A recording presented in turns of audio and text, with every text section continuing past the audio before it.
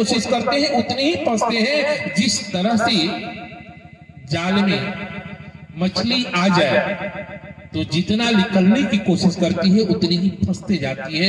अगर जाल में कोई जानवर फंस जाए तो जितना ही निकलना चाहता है उतना ही वो फंसते जाता है और फंसते फंसते ऐसी स्थिति आ जाती है कि उसका जीवन का अंत हो जाता है। तो उसी तरह एक गृहस्थ आश्रम है। हम गृहस्थ आश्रम में रह करके चाहें कि हम अपने जीवन को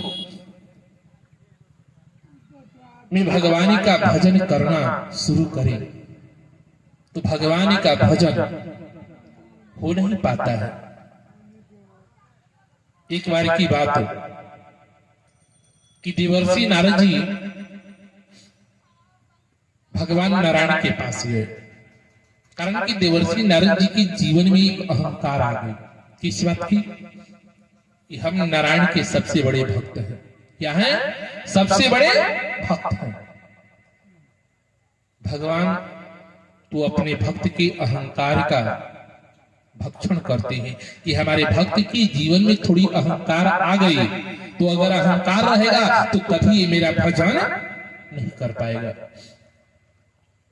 प्रभु समझ गए कि देवर्षि नारद के जीवन में आज अहंकार के बीज जो है वो अंकुरित हो चुकी है। देवर्षि नारद जी ने प्रभु से पूछा कि प्रभु हम आपसे एक बात पूछना चाहते हैं। भगवान नारायण ने कहा कि पूछो। देवर्षि नारद जी ने पूछा कि महाराज आप ये बताइए कि आपका सबसे बड़ा प्रिय भक्त कौन है? सबसे बड़ा प्रिय भक्त कौन है?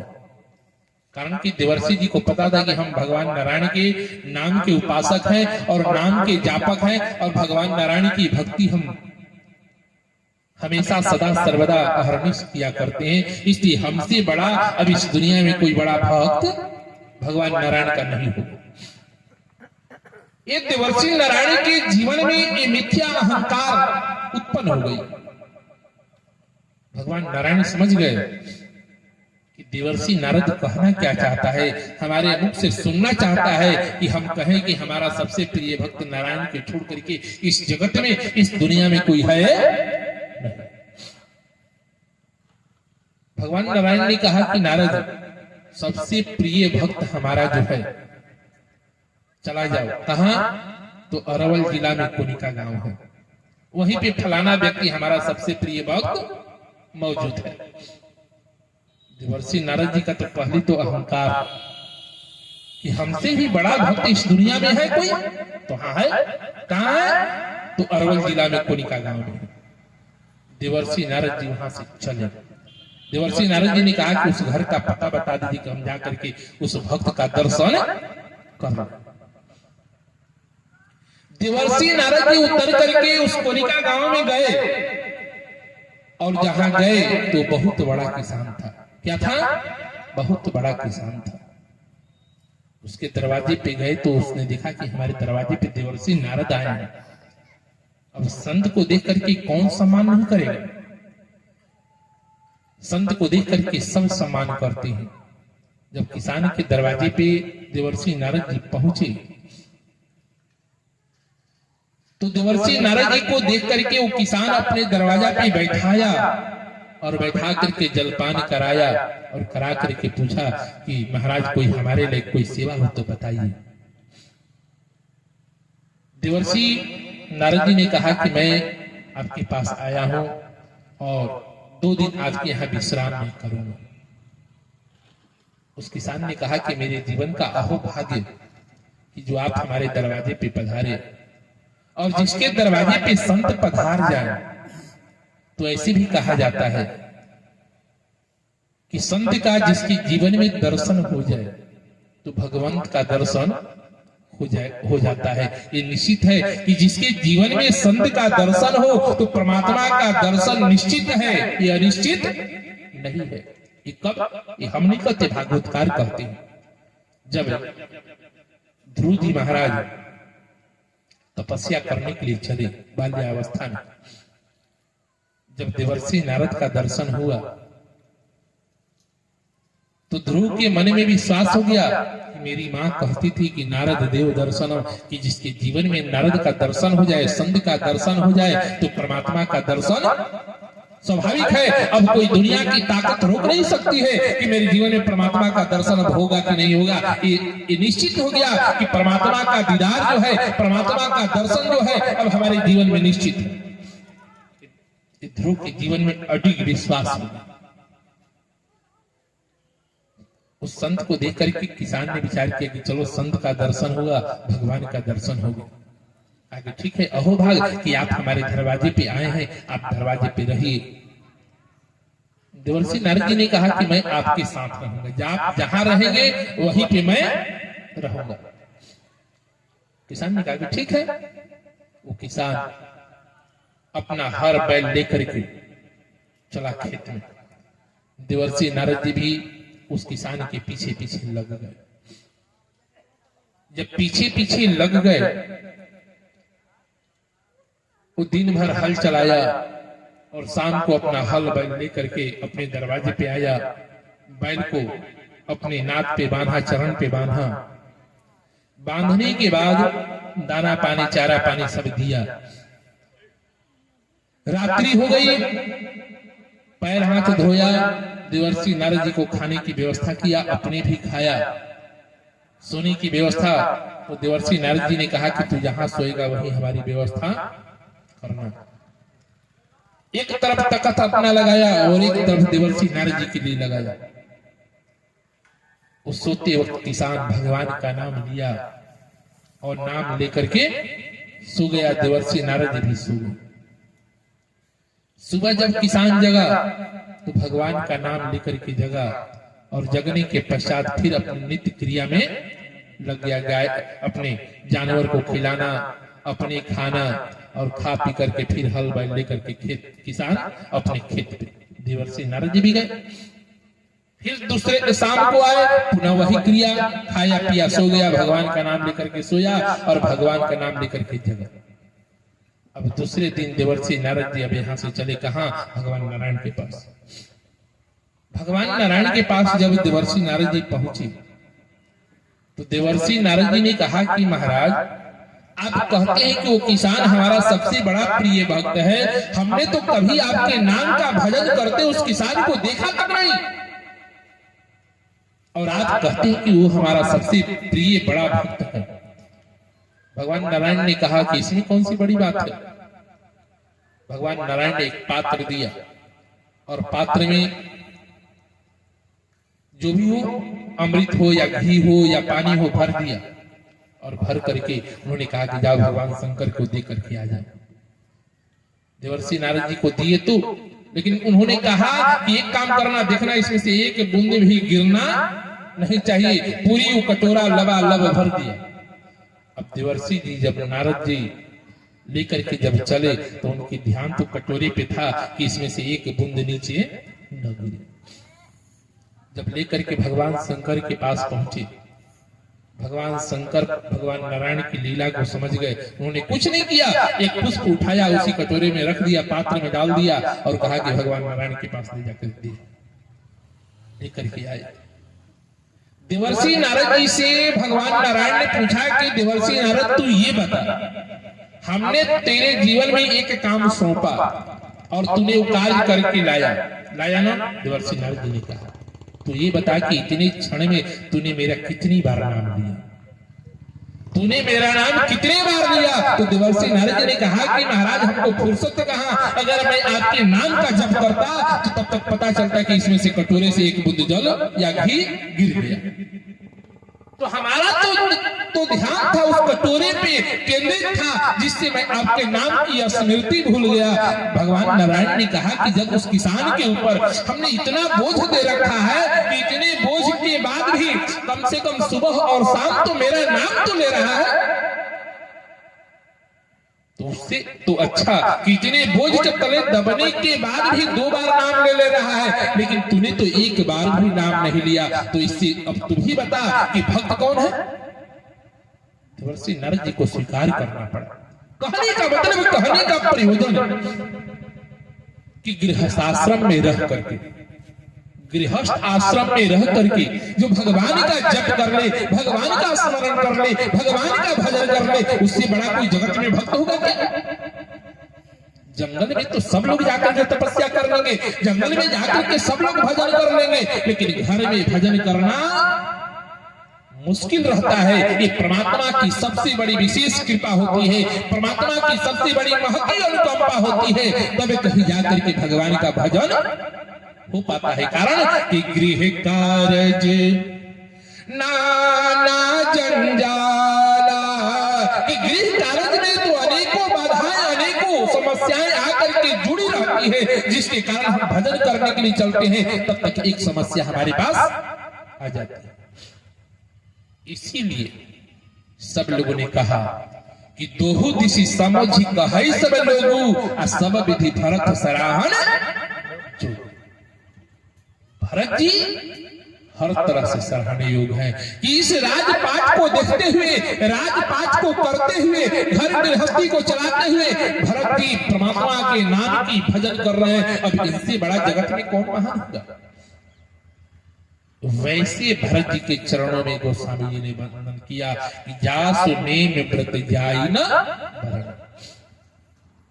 भरत जी की जितनी महिमा गाई, तो मैंने कल भी कहा था कि रामचरित्र को बखान करना कोई भी बखान कर सकता है, रामचरित्र को गुणगान करना कोई भी गुणगान कर सकता है, रामचरित्र की कथा, राम की कथा कोई भी कह सकता है, लेकिन भरत चरित्र कहना सबके बस की बात। अगर सरस्वती भी आकर के इस व्यास पीठ पर बैठ करके कहे कि मैं भरत चरित्र सुना दूं, तो सरस्वती की भी क्षमता, ऐसा भरत चरित्र है, ऐसे भरत चरित्र की महिमा है। भगवान स्वयं प्रभु श्री राम भी भरत के चरित्र की बखान नहीं कर सकते। ऐसे भरत जी के चरणों में गोस्वामी जी ने वंदना किया। भरत जी के चरणों में वंदना करने के बाद अब लक्ष्मण जी के चरणों की वंदना करते हैं कि बंदा पद लक्ष्मण जल जाता, शीतल सुभग भगत सुखदाता। ऐसे लक्ष्मण जी के चरण की वंदना किया कि बंदो पद लक्ष्मण जल जाता, शीतल सुभग भगत सुखदाता। क्या बात है! लक्ष्मण जी की कभी जीवन में शीतलता है क्या? शीतल सुभग भगत सुखद। लक्ष्मण जी का जीवन तो हमेशा जीवन में क्रोध ही क्रोध रहता है, और वैसे लक्ष्मण जी के विषय में गोस्वामी जी कहते हैं कि शीतल सुभग भगत सुखदाता, ये भक्तों के सुख देने वाला है। कभी किसी ने सुना क्या? ये तो विश्वास करने वाली भी बात नहीं है, सुनने की तो बात दूर। इसलिए जो भी प्रसंग आया, लक्ष्मण जी का उग्र स्वभाव, लक्ष्मण जी का परिवेश उग्र परिवेश। जब जनकपुर में गए तो कहीं जनक अनुचित वाणी विद्यमान रघुकुल मन जानी। ये किसने कहा? तो लक्ष्मण जी ने कहा। अगर लक्ष्मण जी शीतल होते तो कभी जनक के सामने खड़ा होकर के इस तरह बोलने की साहस नहीं करते। जनक, तूने इस सभा में तुझे पता है कि रघुकुल बैठा है, और रघुकुल के बैठने के पश्चात तूने इस सभा में ये कह दिया कि इस सभा में कोई क्षत्रिय नहीं बैठा है, कोई वीर नहीं बैठा है, ये तूने कैसे कह दिया? लक्ष्मण जी ने मानो जनक जी को स्तंभित कर दिया। जनक जी एक बार स्तंभित हो जाते हैं कि हमने कुछ अनुचित कह दिया क्या? लक्ष्मण जी इतने उग्र स्वभाव के, जिस जनक जी के पास बोलने की क्षमता सबकी नहीं है। लक्ष्मण जी ने तो यहां तक कह दिया कि इस धनुष की बात तुम करते हो जनक, आप इस धनुष की बात करते हो, इस धनुष को तो मेरे लिए कुछ नहीं है, कंदुक इव ब्रह्मांड उठाओ। इस धनुष की बात क्या, मैं पूरे पृथ्वी को उठा करके पूरे ब्रह्मांड को दौड़ लगा सकता हूं। धनुष की कौन बात करता है? कहानी का मतलब है, कहानी का प्रयोजन। जब वही परशुराम जी आए,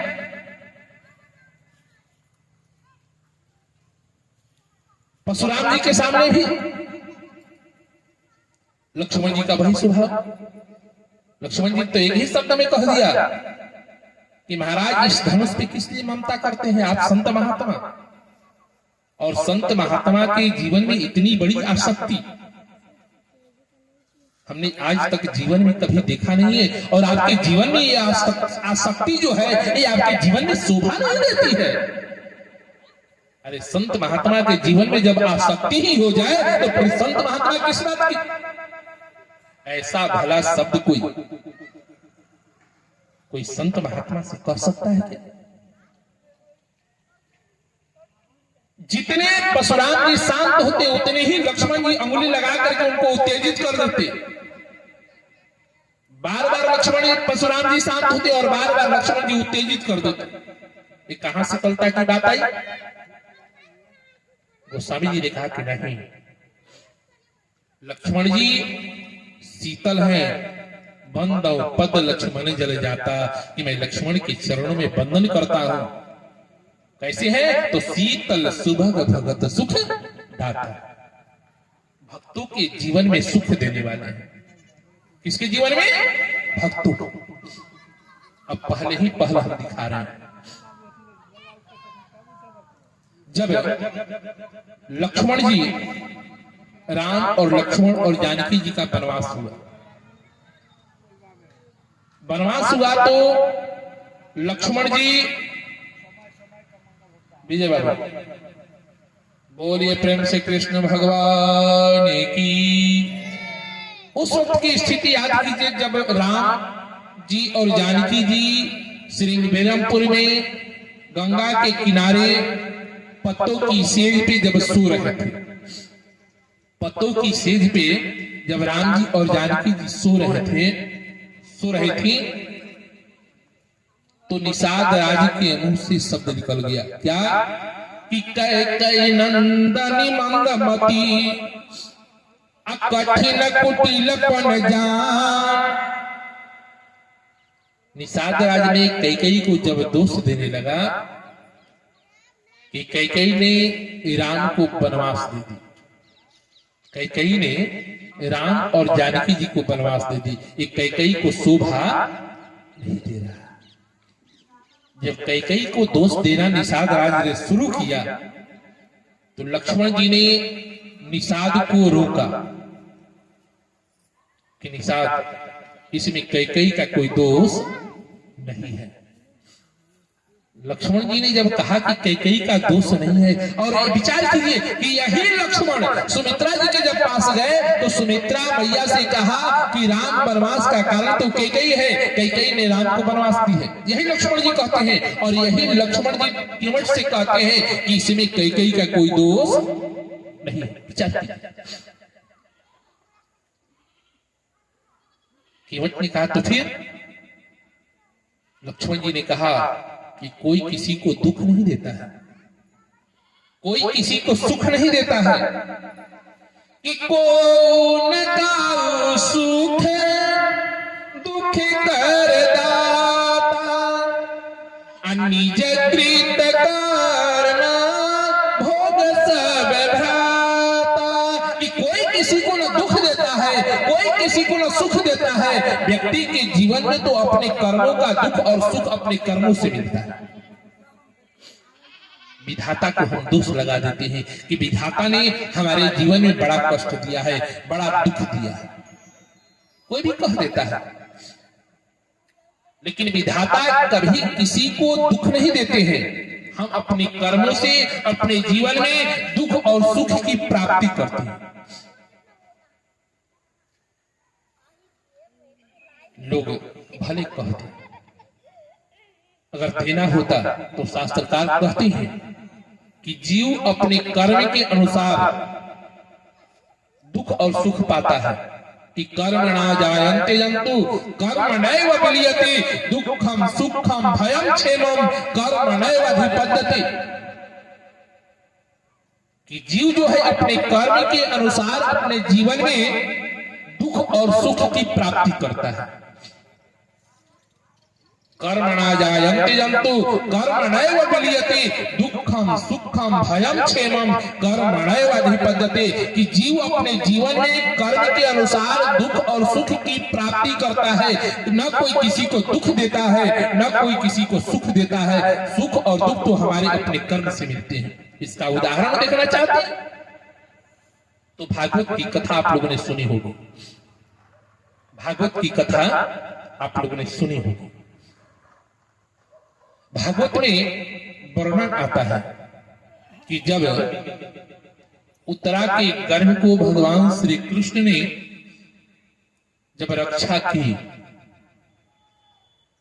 जब रक्षा भगवान श्री कृष्ण ने किया तो कुंती भगवान श्री कृष्ण के चरणों में आकर के प्रणाम करती है कि प्रभु आप ही मेरे लिए भगवान हैं। आप नहीं होते तो आज मेरे कुल की रक्षा नहीं होती। भगवान श्री कृष्ण ने कहा कि बुआ तू मुझे प्रणाम करके, प्रणाम तो मुझे करना चाहिए, तू मेरी बुआ है। कुंती ने कही कि कन्हैया यही तो तेरी लीला है, यही तो तेरी लीला है और तेरी लीला को, तेरी महिमा को समझ पाना सबके बस की नहीं है। तू किसी के साथ माँ का संबंध बनाता है, किसी के साथ पिता का संबंध बनाता है, किसी के साथ भाई का संबंध बनाता है, किसी के साथ मित्र का संबंध बनाता है, किसी के साथ चाचा का संबंध बनाता है। तू तो किसी न किसी बहाने सबसे अपना नाता और रिश्ता जोड़ देता है, लेकिन मेरे साथ तुम्हारा कोई रिश्ता चलने वाली नहीं है। रिश्ता तो एक ही रहेगा कि आप मेरे भगवान हो और मैं आपका भक्त हूं। भगवान श्री कृष्ण ने लाख कोशिश किया, लाख समझाया कि नहीं तू मेरी बुआ है और मैं तेरा भतीजा हूं। जब इतना कहने के बाद भी कुंती नहीं समझी, कही कि नहीं आप मेरे भगवान हो। कन्हैया ने कहा कि ठीक है, जब तू कहती है कि मैं भगवान हूं तेरा, तो आज मैं भगवान बनकर के खड़ा हूं। आज मैं भगवान बनकर के खड़ा हूं और तू आज मुझसे कुछ मांग ले, आज तू कुछ हमसे मांग ले। ऐसी बात कुंती से भगवान श्री कृष्ण कहते हैं। आज पांचों पांडव हस्तिनापुर के राजा बने हैं। आज हस्तिनापुर के राजा बने हैं और तुम्हारे पांचों पुत्र राजा हैं, इसलिए तेरे जीवन में किसी चीज की कमी नहीं है, फिर भी तुम उससे मांग ले। भगवान श्री कृष्ण के बोलिए प्रेम से कृष्ण भगवान की। तो श्री कृष्ण भगवान कुंती से कहते हैं कि तू कुछ मुझसे मांग ले। तो कुंती कहती कि मैं क्या मांगू, मुझे कुछ जरूरत नहीं है। भगवान श्री कृष्ण ने कहा कि नहीं तुमको कुछ न कुछ मांगना पड़ेगा। सबको ऐलान कर दिया कि आज मैं भगवान बनकर के खड़ा हूं, जिसको जो चाहिए वही मांग ले। सब लोगों ने अपने मन की मुराद मांगी। भगवान श्री कृष्ण ने सबको वरदान दिया, सभी ने अपने मन मुताबिक भगवान श्री कृष्ण से वरदान की कामना की और वरदान मिला। जब कुंती की बारी आई तो कुंती से जब मांगने के लिए भगवान श्री कृष्ण ने प्रेरित किया तो कुंती कहती कि प्रभु जो मैं मांगूंगी वो आप देंगे। कन्हैया ने कहा कि बिल्कुल बुआ, मैं तुझे मैं दूंगा, आज देने के लिए खड़ा हूं। कुंती ने कही कि मांगो। कन्हैया ने कहा कि बिल्कुल, मांग करके तो देखो, जो मांगूंगी मैं वो आप देने के लिए तैयार है। तो कन्हैया ने कहा कि बिल्कुल, तू एक बार तो मांग, मैं तुझे 2 बार दूंगा, 100 बार दूंगा, तू एक बार तो मांग करके दे। कुंती ने कही कि मुझे 100 बार मांगने की जरूरत नहीं है, केवल मुझे एक बार मांगने की। कुंती ने कही कि अगर आपको देना ही है तो मेरे जीवन में एक ही चीज दीजिए कि जिससे मेरे जीवन में वो हमेशा बनी रहे। कौन सी चीज? तो मेरे जीवन में दुख दे दीजिए। क्या दीजिए? दुख की कामना कुंती अपने जीवन में भगवान श्री कृष्ण के सामने करती है। आज तक जगत में कोई ऐसा व्यक्ति नहीं मिला जो परमात्मा से कहे कि परमात्मा मुझे दुख दे, मुझे दुख दो। परमात्मा किसी को दुख दिया क्या? आज हम कहते हैं कि परमात्मा हमें दुख देता है, परमात्मा हमें दुख देता है, लेकिन आप कुंती के भाव से आप देख सकते हैं कि परमात्मा किसको दुख देता है। कुंती भगवान श्री कृष्ण से मांगती है कि महाराज आप मुझे दुख दीजिए। कुंती से भगवान श्री कृष्ण ने कहा कि बुआ, जन्म से लेकर के आज तक मैंने तेरे जीवन को देखा है, जन्म से लेकर के आज तक तेरे जीवन को देखा है और तेरे जीवन में कभी सुख नसीब नहीं हुआ है। और जब तेरे जीवन में सुख नसीब नहीं हुआ है और आज तेरे जीवन में सुख का समय आया है कि जो तेरे पांचों पुत्र हस्तिनापुर के राजा बने हुए हैं, तो आज तेरे जीवन में सुख का समय आया और सुख के समय आने के बाद तू दुख मांगती है, ये मेरे बस का नहीं। कारण कि कुंती का जन्म कहीं और होता है, भरण पोषण कहीं और होता है, लालन पालन कहीं और होता है, विवाह भी हुआ तो वैसे व्यक्ति से हुआ जो रोगी हुआ और 5-5 पुत्रों को लेकर के वनवास की यातना भोग रही थी। उस परिस्थिति में 5 पुत्रों का लालन पालन की और जब सुख का समय आया तो कुंती भगवान से कहती कि मेरे जीवन में दुख दीजिए।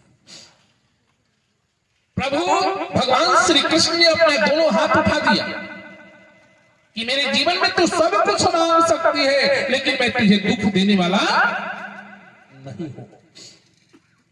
कुंती एक शब्द भगवान श्री कृष्ण से पूछती है कि महाराज आप ये बताइए कि दुख कहते किसे हैं और सुख कहते किसे हैं।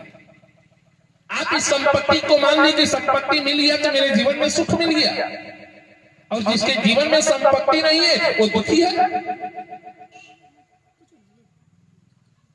हनुमान जी कहते हैं कि दुख क्या है, सुख क्या है। कि कहा हनुमंत अभिपति प्रभु सोई,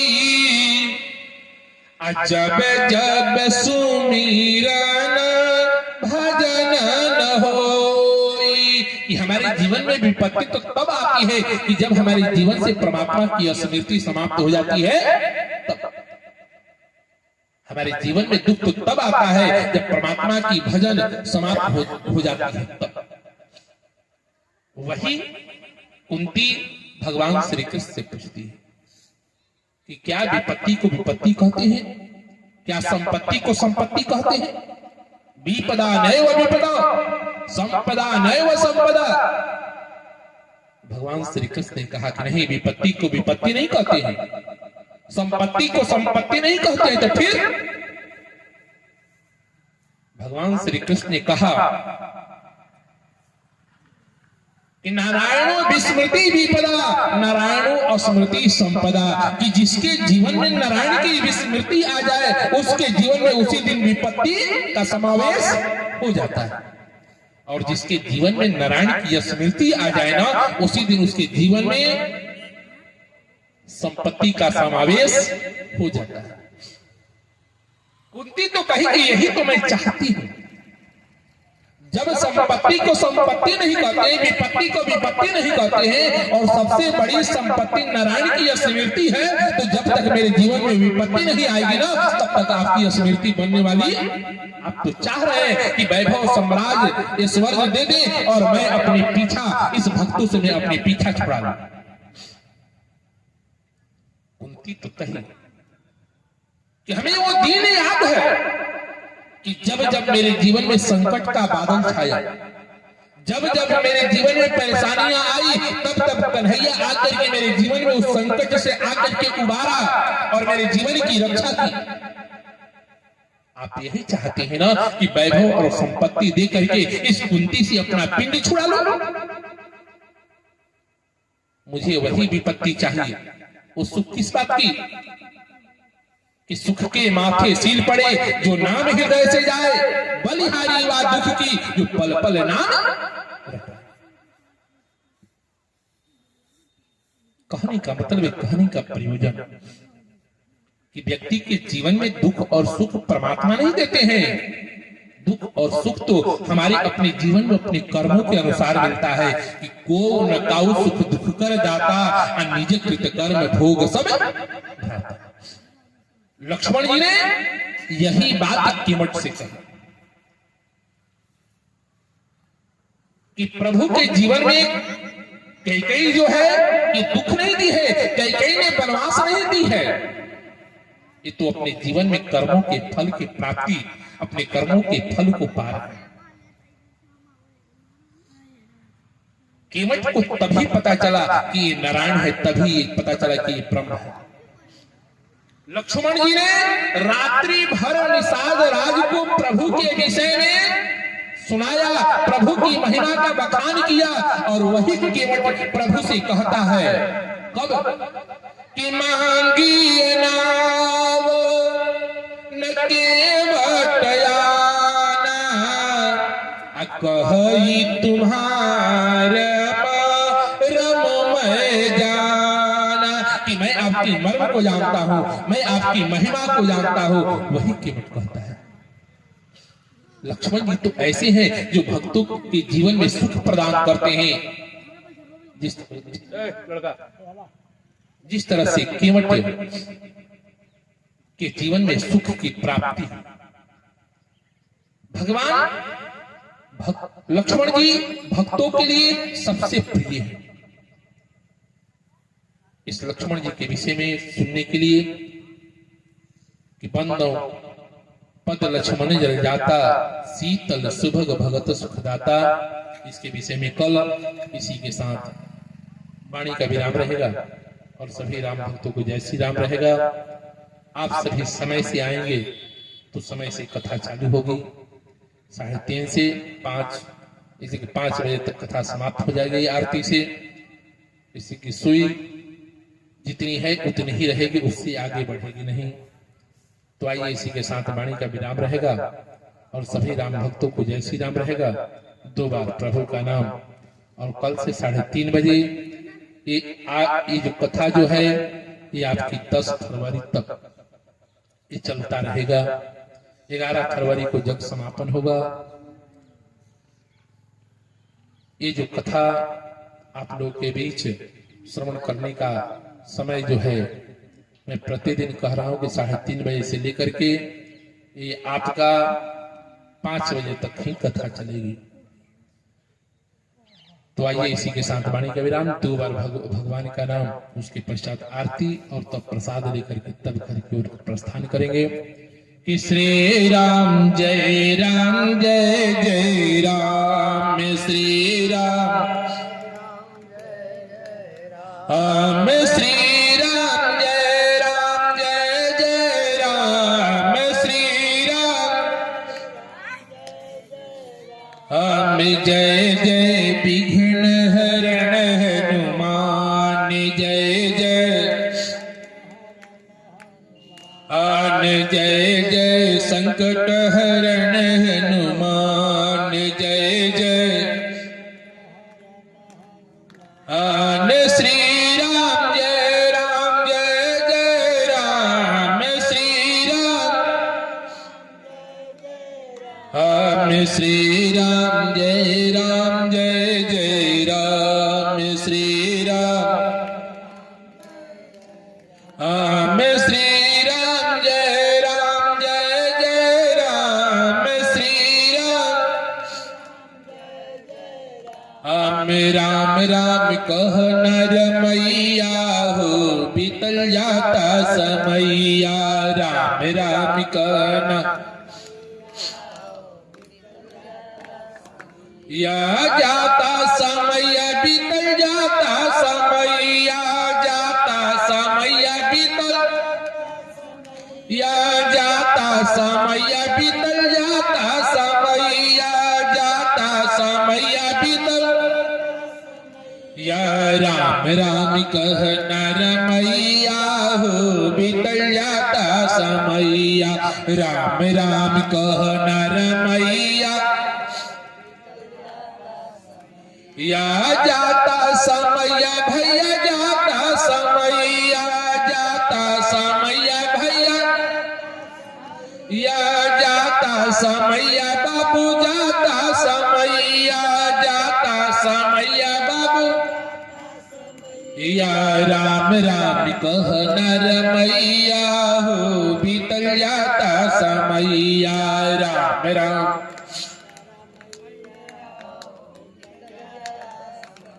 या माटी के दहिया माटी में मिल जाए। माटी के दहिया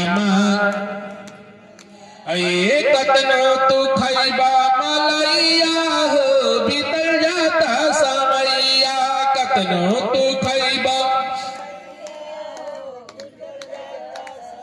या राम राम कह नर मैया हो बीतल जाता समैया। राम राम कह नर। बोलिए प्रेम से कृष्ण भगवान की। सभी लोग खड़े हो जाएंगे, खड़े होकर के आरती के स्वागत करेंगे। इसी रघुबर जी के आरती शुभ आरती की जय।